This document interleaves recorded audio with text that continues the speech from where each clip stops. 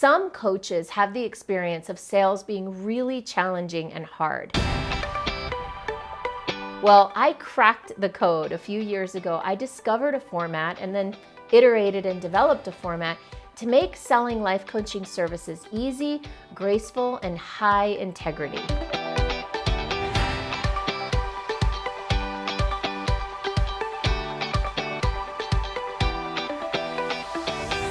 Life coaching services can seem like a luxury. And for those of us who are offering these types of services, it can feel like people don't get the value of it. And perhaps in a market that's challenging and uncertain and unstable, that it might be difficult to sell. Well, I'm going to challenge that view. I want to share with you how you can position your life coaching services not as a luxury, but as a necessity, as something that people need in order to live the life that they want. So I'm going to share with you this conversation framework that I've discovered, learned from mentors, and developed and upgraded and iterated over the years. That is a 10-step process that will really help you to walk people through a structure to help them see the value of your life coaching services. Now, one really big disclaimer here. I am assuming that you are a good coach. I am assuming for the purposes of this video that you know how to deliver value to clients, that you know how to coach people such that they can have true and lasting transformation in their lives. So that's underneath this entire framework. There's that presupposition there that you know what you're doing and you're awesome at it. So the first problem that we have to address when it comes to selling life coaching services, before I get into the framework, is you have to change the way that you view your services and view sales. So one of the biggest challenges I see is that people think that they need to hop on a call with a prospect and sell them something. Now, that's pretty much standard operating procedure in the world.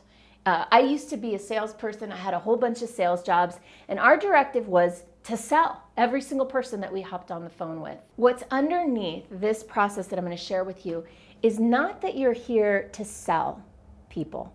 It's that you're here first and foremost to serve them. A great salesperson, especially in this space of personal development and life coaching, is not actually selling. They're actually coaching in the conversation. And what they're doing, what you're going to be doing, is coaching the person on the other end of the line into an empowered decision about their next step.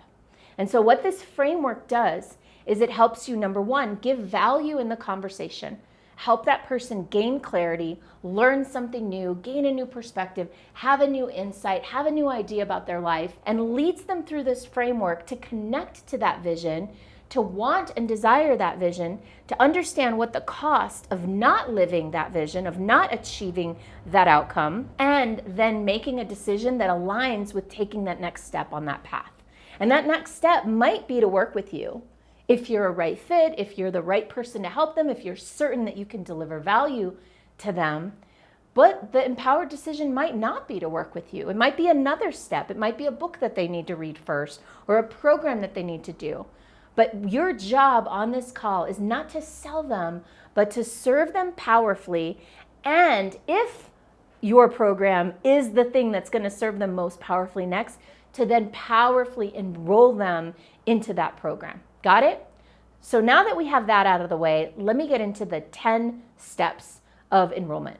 The very first step has nothing to do with the other person. It's all about you. This is about how you get prepared for the call in the first place. It's how you get yourself into the right mindset and the right state to be able to lead someone powerfully on a call. Now, it might look different for you. Everybody's a little bit different. What it looks like for me is because of all the years of sales experience, I have to remind myself to get into service. I have to remind myself that my goal on this call is not to close a deal, but rather to serve this person powerfully into an empowered decision. So what that looks like for me is that I get centered and grounded and in my breath. So I'll put my hand on my heart and I will just breathe and feel and remember that I'm here to serve this person. And to remember that I am not here to manipulate or force into a decision, and simply to be a powerful stand for whatever their vision is. Another thing you can do is If you want to get more energy moving through your system, you can jump up and down. You can do power poses. You can dance. You can sing. Whatever gets you into that right frame or that right state physiologically so that you're ready to powerfully serve. Number 2 is when you actually get on the phone with the person and they first pick up the phone. And what it's about is creating rapport. Creating rapport is about connection. It's about connecting to that person very quickly, energetically. So, for example, if you hop on the call with somebody and they are depressed and they're low, you don't want to be all excited and high vibe or high energy, right? Because that's going to be a mismatch and it will break rapport. Instead, you want to kind of match your energy to the person. And the first minute or so of the call is all about just having that connection with each other. So it might sound something like this. Hello, Maria. This is Michelle Villalobos. It's time for our call. Is this still a good time for you? And then just listening and feeling for how Maria responds and matching the energy of that so that you can be in rapport, be in sync together. And this might be a good time to just bring up something, personal, like, it was so nice to see you the other day when we ran into each other at the XYZ conference. How have you been since then? Or, I'm so excited to have this call with you. I've been looking forward to it for a while. So just having something to connect a little bit emotionally before you dive into the sales as service framework. The next step is the most important step of the call, which is setting the structure of the call, what we also call the pre-frame. The pre-frame is where you state how the call is going to go. And this has a few different outcomes, right? So setting the frame of the call, first of all, establishes you as the leader of the relationship, of this phone call. It establishes your authority over how the call is going to go. If you've ever had a call with someone who tried to lead the call and control you, then you can understand how backwards and uncomfortable it can be in a sales conversation. So the purpose of the pre-frame is to establish that you are the leader of the call. And a pre-frame might sound something like this. Okay, Maria, so let's go ahead and get started. Now, the way I like to run these calls is, that language is really powerful because very few people, unless they're very resistant and difficult to lead, are going to argue with the way I like to run these calls is. And that one line, what it does is it establishes you as the leader of the call and as an expert, someone who has a plan, someone who has a strategy for getting the best outcome. The next thing you might want to say in the pre-frame is, my objective on this call, I have 2 main objectives. One is to serve you powerfully and help you get some sort of insight or idea or perspective or some piece of value for you to leave and take with you on this call. Now, the second objective is to see if we're a good fit to do more work together going forward. And so what I'll do is I'll serve you powerfully on this call, and then at the end of the call, we'll check in and decide together if we want to keep going, if we want to work together or not work together, and either way is fine. There's no pressure. So what that does is, number 1, it establishes that there's going to be a decision made at the end of this call. If people agree with that statement, at the end of this call, we're going to make a decision together, then what they're saying is, yeah, at the end of this call, I'm going to make a decision. Now, that decision can be yes or it can be no. Either way, as long as it's an empowered decision, that's what we're looking to get to. What we're trying to avoid is willy-nilly maybe, right? Like the wishy-washy maybe. We're trying to avoid a situation where we've got to follow up, where we've got to keep chasing someone down. We want to get to a decision, and that's why we establish that at the beginning of the call. The 4th step is the fun part. If you're a coach, then, or a consultant or an expert of some sort, this is the part you're going to like the most, because this is where you get to dig into and diagnose what's going on. It's where you get to figure out how you're going to support and serve this client. I call this the diagnosis.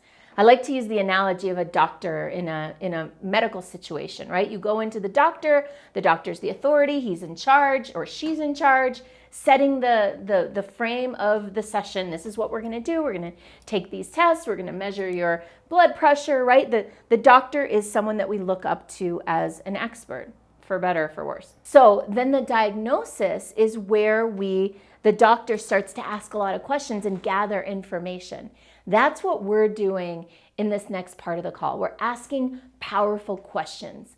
We're asking questions like, What is it that you want? What's your vision? What's your desire? What is the outcome that you're seeking? And then we're looking at, well, what's in the way of that outcome? What's the challenge you're facing? Why don't you have this outcome? Why are we on the phone call? Why did you book this call with me? Why are we having this conversation? So the diagnosis is where you're gathering information, and personally, I like to take notes in this part of the call, either by hand or typing. Now, the problem with typing is they might hear you typing, and that can be distracting. So personally, I prefer to take these notes by hand. And what I'm looking for is patterns, observations, blind spots that the person's not necessarily seeing. And what I do is I keep a little part of my paper called observations and blind spots. And I'm just keeping track of places where I might be able to enlighten them and give them some value. Part of this fourth step, this diagnostic step, is to look for the pain. Just like a doctor's poking around and asking about your pain, you need to poke around and ask for pain. Why? Well, because the pain is where the fuel for a decision is. The pain is where the fuel for action is. So if this person is going to take action, is going to change their life, is going to take the next step in this new direction, and you're the person leading them there, they've got to feel the pain of not taking action. So this is somewhere where I run into a lot of resistance with people when I'm training people on doing sales. Women especially. No offense, ladies, I'm one too. But we tend to avoid those types of topics. We tend to not feel comfortable when someone is in pain. If you're selling coaching services, this is where the juice is. It's in the pain. This is where we transform from a luxury, life coaching being a luxury, into life coaching being a necessity. It's in the pain points. Now, here's the thing. Most of us spend a whole lot of energy and time in our lives avoiding pain. And because we avoid pain, that's why we don't have the lives we want. Because instead of feeling the pain of not having what we want in our life, not being where we want to be, we numb it out. We get focused on work. We become busy. We drink. We party. We shop. We watch Netflix. Whatever it is we do to numb the pain are the things that we're doing instead of feeling the pain and taking action. So your job as a salesperson, as a life coach, as someone who's helping someone take a next step into a better life, you need to go into that pain. There needs to be a moment where they feel it and feel it deeply so that they desire to move through it. That pain is the fuel for action and taking that next step. So this is a very important part of the conversation. We don't want to jump over or dismiss or skip the pain. The pain is where the fuel is for someone to make a change in their lives. And you know this, you're a life coach, right? So you know that people have to feel that pain. The difference is they've got to feel it in the sales process, not just in your coaching services. So once you've dug in, once you know what they want, and once you understand what's in the way of them having it, and once they've felt the pain of not having that thing that they want, now's your time to step into prognosis mode. To continue that analogy of the doctor, now is when you share your expert opinion and your expert perspective. This is where you say, basically, based on what you've told me, this is what I'm seeing. And then when you share what you're seeing, for example, it might sound like, based on what you told me, what I'm seeing is, this would be when I'm running a sales conversation, what I'm seeing is that you want to grow your business, but you don't want to sacrifice your lifestyle in the process. And in the past, every time you've grown, you've had less time available for your family, for your hobbies, for the things that you love in life. So what I'm seeing is the opportunity for a new business model that can help you monetize your magic in ways that are energy rich and joyful and more leveraged and scalable. Does that sound about right? So you're sharing your unique perspective, your expert opinion, and you're checking for ecology, is what we call it. Checking for, is this true? Does this feel true to you? You're never imposing a position on someone. You're never imposing your beliefs on them like, this is what is happening to you. It's, here's what I see. Does this resonate with you? And continually checking in and checking in. Does this resonate? Does this make sense? Does this sound right? And the more times that they agree and the more yeses you have, the more rapport you're in. the more trust you've created, right? And then you might even want to ask at this point, is there anything else? Is there anything else that I missed? Is there anything else that is coming up for you now that you hear this? And so this is where you share your unique expertise about what they could do differently. But I want to be really careful. This is not where you coach them out of the pain. This is not where you say, hey, you need to try this, or have you read this book, or have you tried this, approach? What I'm seeing is this, and here's how you fix it. No. The idea is that if it's that easy to fix, then it's not really a problem, first of all. Secondly, if you give them the answer right here on this call, then you are not really serving them, because as a life coach, you're not going to fix this in 5 minutes just by bringing awareness to it. Think about, for example, one of the easiest analogies to think about diet and exercise. Everybody knows that they need to work out and they need to eat healthy, but they don't do it. That's why they need coaching. So you might tell them what the answer is. Hey, you need to change your business model. You need to raise your prices. But that doesn't help them. They probably already knew that already. So what you want to do instead is to coach them into the next step. So in step 5, prognosis, you're not giving them the answer or the solution right there and then. You're giving them your perspective on what's needed next, setting up the stage to coach them into enrollment in your program if that's the right fit. And if it's not the right fit, this is where you're going to tell them in the next step. Step 6 is to determine if they're a right fit and tell them. If they are a right fit, then you're going to go on to the next step. And if they are a right fit, you'll want to let them know that you can help them. This is a step that I used to skip over. I thought it was just self-explanatory. But it's really important for you to tell the person, hey, based on everything we've talked about, based on your needs, based on what I see and the way that we've been communicating, I feel like we're a really good fit to work together and I can really help you. I'm sure of it. Giving them that certainty creates certainty in them. Your certainty can create certainty in them. So if you know that you can help this person and you're sure that you can serve them, then now is the time to tell them that powerfully. I can help you take the next step. I can help you change your life. So you tell them that. This is where you can tell someone, listen, here's what I'm seeing, and I don't think that I'm the right person to support you with this. Instead, what I recommend is X, Y, Z. And then you can give them something else that they can do. There are plenty of times where I get on the phone with someone who I see the issue, I know what they need, but it's not a right fit for me to work with them. Maybe they're in the wrong industry, or they're too new or too green in their career. For whatever reason, someone might not be a right fit, but I never just leave them hanging there, especially not if we've just gone into all this pain. So I want to give them a solution. So I might give them a book. I might give them a series of videos to watch. I've got playlists on YouTube on different topics. So if someone's very early stages, I might just give them that homework and say, hey, when you're ready, come back and let's talk again. You are not under an obligation to sell someone if they're not a right fit. And in fact, I find that to be out of integrity. If someone is not a right fit, it is your job to let them go and to point them in the right direction. So now let's pretend that you are on the phone with a right fit, that you've just told them that you can really serve them. What comes next? Well, before you get into offering your programs and products and services, now's the time to have them prove to you that they're ready, that they deserve to get an offer from you. So before I ever tell somebody what my programs are, how they can sign up, I ask one very important question. How committed are you? On a scale of 1 to 10, how committed are you to this outcome, to this transformation, to making this change in your life? And here's the thing. On a scale of 1 to 10, the only answer that I'll take is a 10. And the reason for that is because as a coach myself, I only want to work with people who are going to do the work and get the results.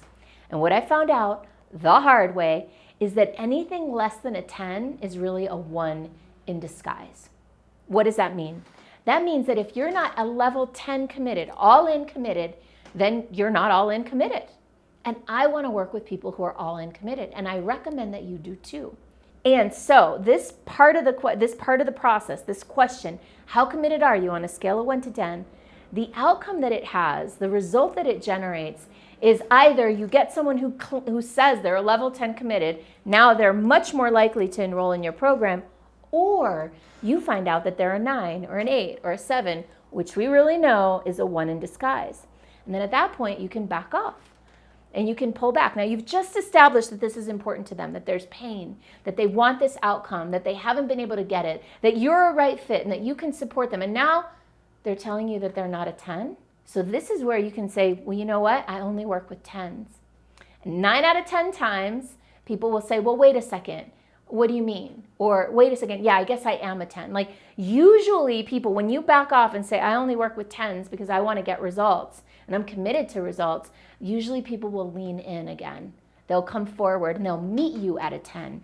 Now they've said they're committed, right? So now when you do make your offer, you've already established that they're a level 10 committed, they're all in, they're willing to do the work. And another question that you might want to ask at this juncture is, how urgent is this? What's your timeline?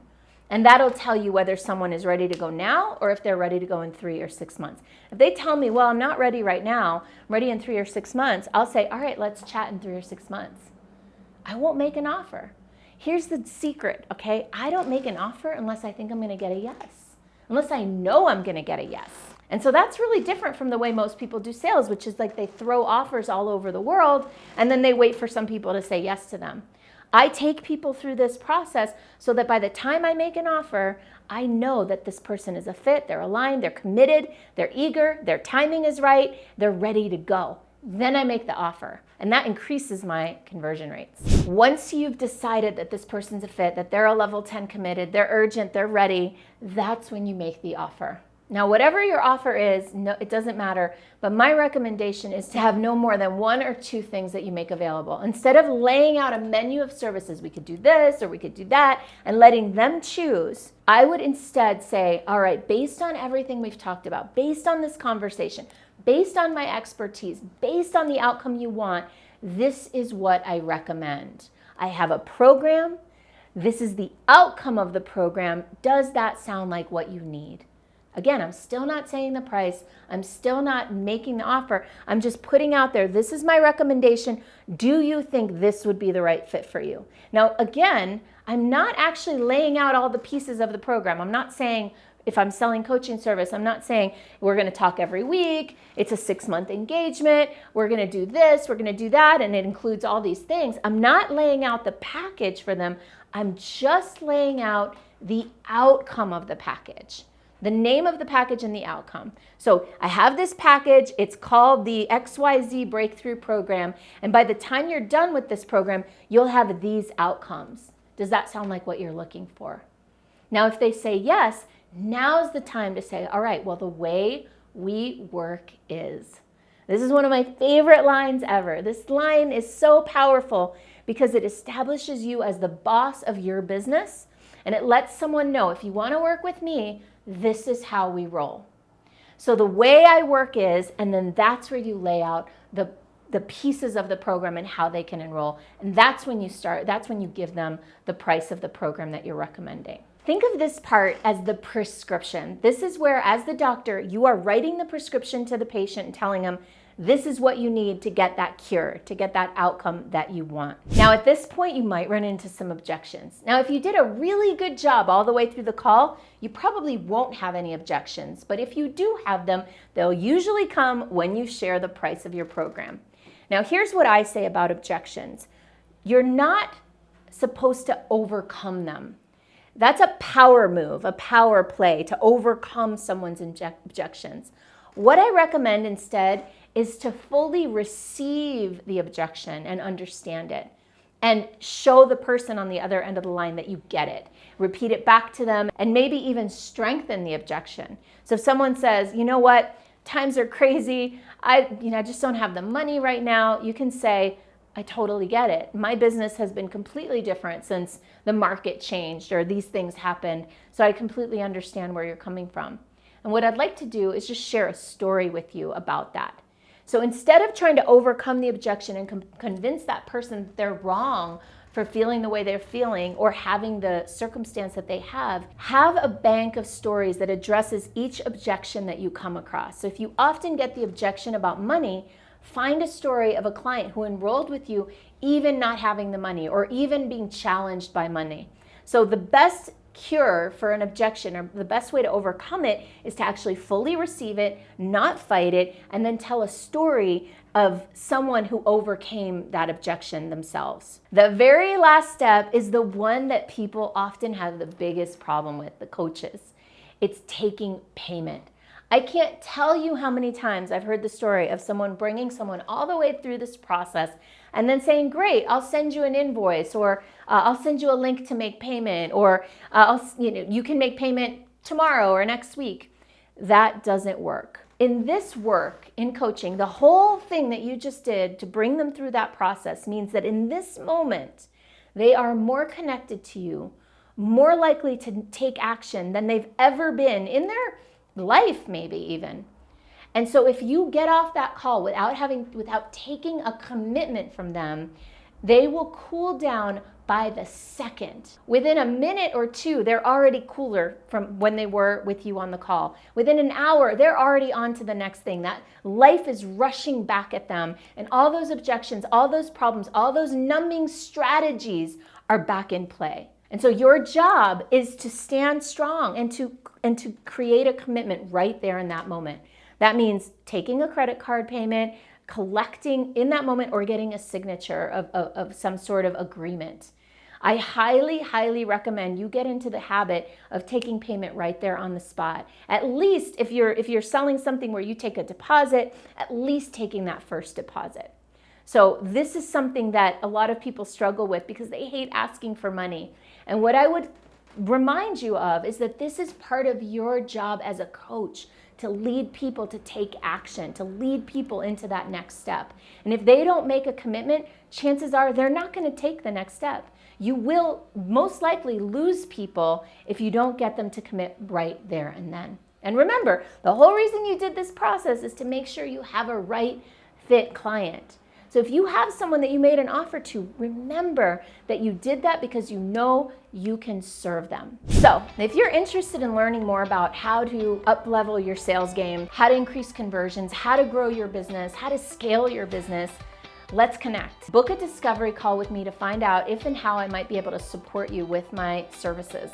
You can do that at superstardiscoverycall.com. If you got value out of this, then you would love all my other products and services and programs. So if you want to take the next step and look at if and how I might be able to support you in growing your business, increasing your conversion rates, go ahead and book a discovery call with me at superstardiscoverycall.com, or it should be in the comments below. Click on the link.